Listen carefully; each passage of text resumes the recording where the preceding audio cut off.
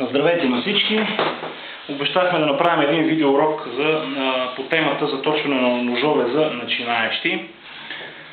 Ще се опитам, извинявам се предварително и за качеството на снимката и за това, че няма да мога да ви покажа на макро как се изкарва косъм. Първият урок, който трябва да ви покажа, е как да изкарате косъм, как да го обърнете косъм или заусенец, или мустак, или както там му се вика.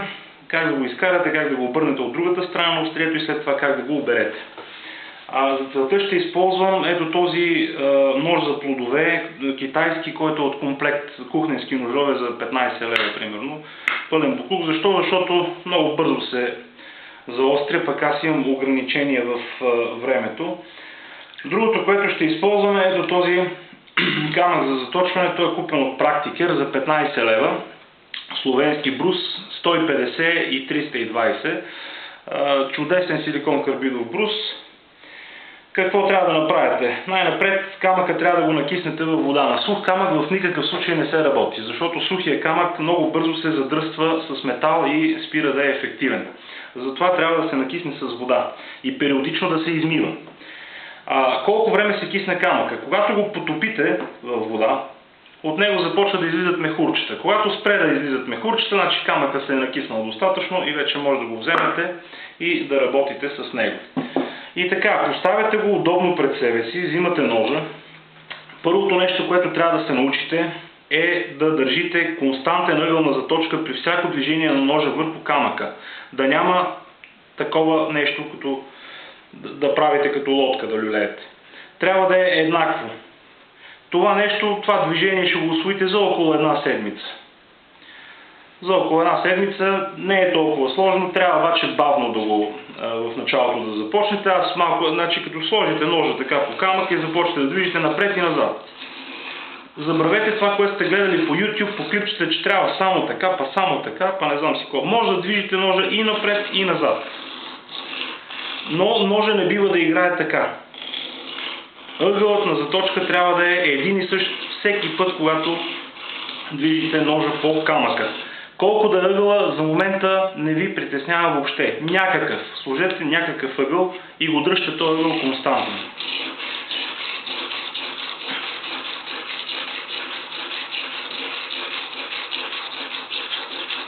Другата грешка, която се прави, е да се броят движения. 15 пъти от тук, 15 пъти от тук, 2 пъти от сам, 2 пъти от там.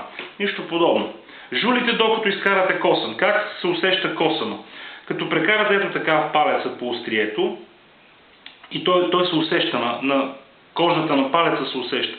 Примерно в момента ето тук е избил, тук няма въобще и тук няма въобще. Което означава, че трябва да продължаваме да жулиме. Жулиме докато изкараме косъм от тук до тук.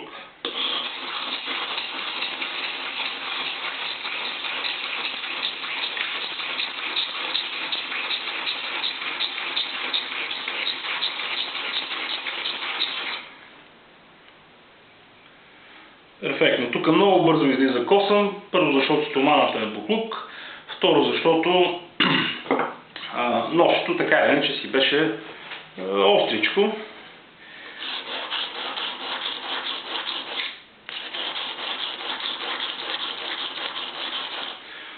В началото не дейте да натискате много ножа върху камъка.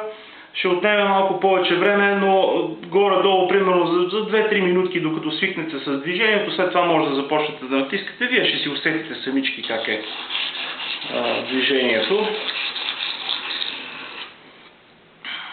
Айде, така изкарали сме го вече мустака целия. Сега обръщаме ножа от другата страна.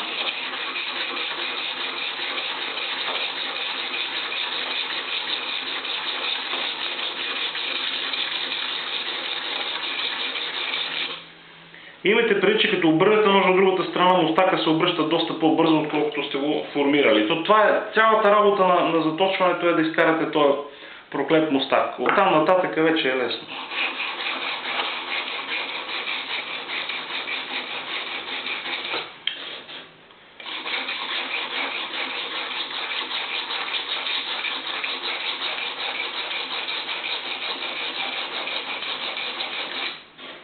Я да видим сега.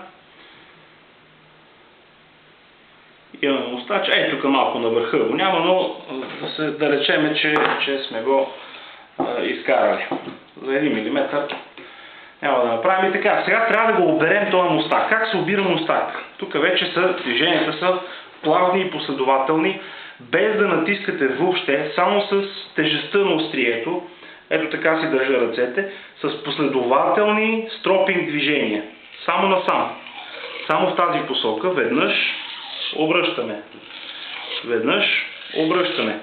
Или същия ъгъл, или малко по-остричък ъгъл, като за начало може да почнете със същия ъгъл. На 2-3 движения проверявате. Има ли още косъм? Има. Ето го от тази страна го чувствам. При тая едрина на бруса, аз затова ви демонстрирам с 150, при тази едрина на бруса мустака е толкова голям, че ще може да го усетите на пръста си. Иначе, принципно аз винаги започвам от тук, когато точвам ножове, защото съм сигурен какво се получава. На нива 1000, например, при други камъни и при някои стомани, мустака се вижда едва ли не само с микроскоп. Аз за целта имам едно микроскопче тук. Пак да провериме. От тук добре. От тук добре. Готово. Изкарали сме мустак. Обрали ли сме готова мустак, от тук нататък означава, че трябва да минем на по-финната страна на бруса. Преди да продължиме да минем на финната страна, ето така няколко пъти върху дърво. Ако останал косъм, съм сигурен, че вече съм го отчупил. По същия начин слагаме и караме, докато изкараме мустак. При тая едрина на бруса мустак естествено ще е по-малък, отколкото при 150. Това предполагаме понятно за всички и няма нужда да се обяснява.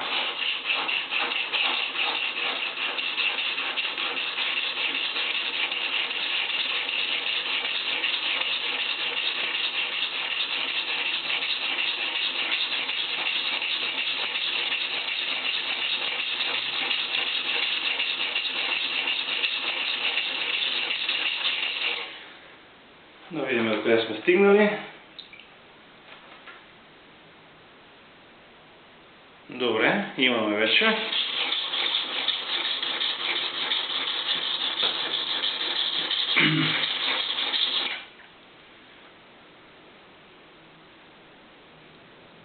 Добре, изкарахме го.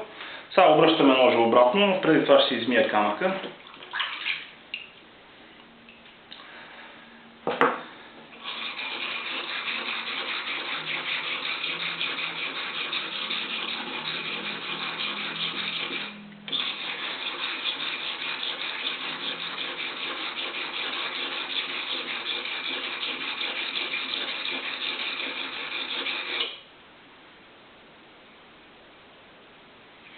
Още малко му трябва.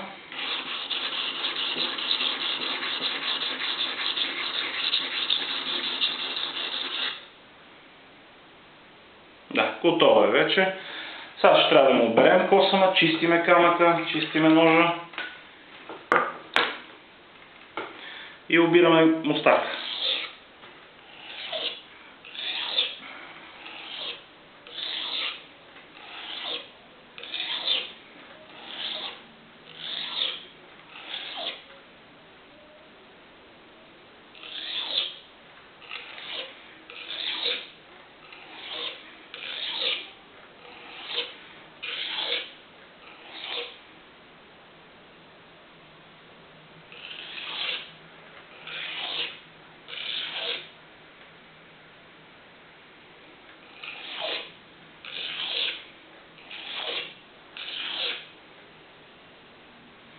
Готово, обрахме го косъма и това вече е знак, че трябва да минем на по-висок камък за заточване. От тук нататък, в принцип, този нож вече е достатъчно остър като за кухня, но е далеч от понятието острота това нещо. От тук натам може да минете на шкурка 800. Не е нужно да редите шкурките много на гъсто. 400 по 600 по 800. Няма смисъл. 320 директно отивате на шкурка 800. Вместо шкурка 800 аз използвам ето този. Това е естествен камък за заточване, който ми го подари един разкошен човек. Наистина много му благодаря. Използвам случая пред всички да благодаря. Камъкът е купен от Битака, естествен камък за заточване. Кой знае откъде е произхода му е неизвестен, но е прекрасен камък. Грит около 800 има. Оттам нататък керамика може да използвате ето този буклук на Лански, тия Croc-Sticks, те са горе-долу стават, но може да използвате, аз бих ви препоръчал ето това нещо, това е Medium Fine керамика на Spyderco. Когато минете на керамика, значи камъка, шкурка 800 се разбрахме, че е при вас, и ако имате някаква керамика няма нужда на керамика да се опитвате да вадите косъм. Директно на керамиката може да се опитате да оберете с тропинг движение. Без да натискате, бавно, цялото време на света е ваше.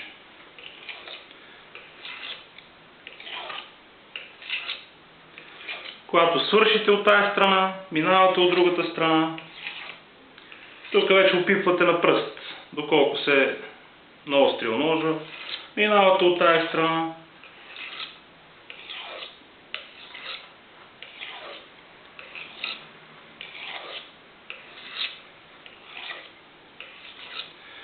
Увлякох се. Аз, в принцип, като остри ножове се увличам. Това ми е слабост.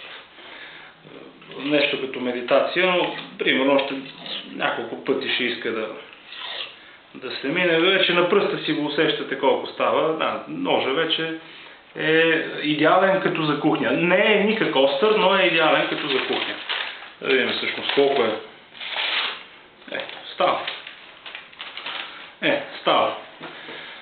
Това е като за начало, задавайте въпроси, ще се радвам и други колеги с опит да снимат някакви видеоклипчета и да направим, знаем всички какво се случи след хакерската атака във форума. Ще се радвам с общи усилия да възстановим информацията и оная база от знания, която имаше в този форум. Благодаря на всички за вниманието.